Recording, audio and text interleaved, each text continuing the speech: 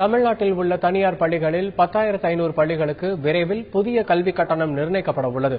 இதுகுறித்து கூடுதல் தகவல்களை தருகிறார் செய்தியாளர் சங்கரன். தமிழகத்தில் நர்சரி, மெட்ரிகுலேஷன், சிபிஎஸ்இ பள்ளிகள் என மொத்தம் 11,000 தனியார் பள்ளிகள் உள்ளன. இவற்றுக்கான கல்வி கட்டணங்களை நிர்ணயம் செய்யும் பணியை தமிழக அரசால் அமைக்கப்பட்டுள்ள தனியார் பள்ளிகளுக்கான கட்டண நிர்ணய குழுதான் செய்து வருகிறது. இந்த 11,000 பள்ளிகளில் 500 பள்ளிகளுக்கு, சிபிஎஸ்இ பள்ளிகளுக்கு ஏற்கனவே கட்டணம் நிர்ணயம் செய்யப்பட்டுவிட்டது. எனவே மீதமுள்ள 10,500 பள்ளிகளுக்கு விரைவில் புதிய கல்வி கட்டணம் நிர்ணயம் செய்ய வேண்டியுள்ளது. இதற்கிடையே குழுவின் தலைவராக உள்ள ஓய்வு பெற்ற நீதிபதி சிங்காரவேலு விரைவில் ஓய்வு பெற உள்ளார். எனவே 10,500 பள்ளிகளுக்கும் புதிய தலைவர் நியமனம் செய்யப்பட்டதும் அதற்கான பணிகள் வேகமாக நடைபெறும் என கல்வித்துறை வட்டாரங்கள் தெரிவிக்கின்றன.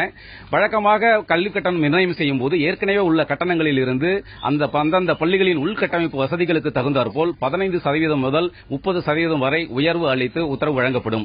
எனவே அந்தந்த பள்ளிகளுக்கு தகுந்தாற்போல் புதிய கட்டணங்கள் விரைவில் அறிவிக்கப்படும். அதாவது மே இறுதிக்குள் அறிவிக்கப்படும் என எதிர்பார்க்கப்படுகிறது. தந்தி டிவி செய்திகளுக்காக ஒளிப்பதிவாளர் தேவராஜுடன் சங்கரன்.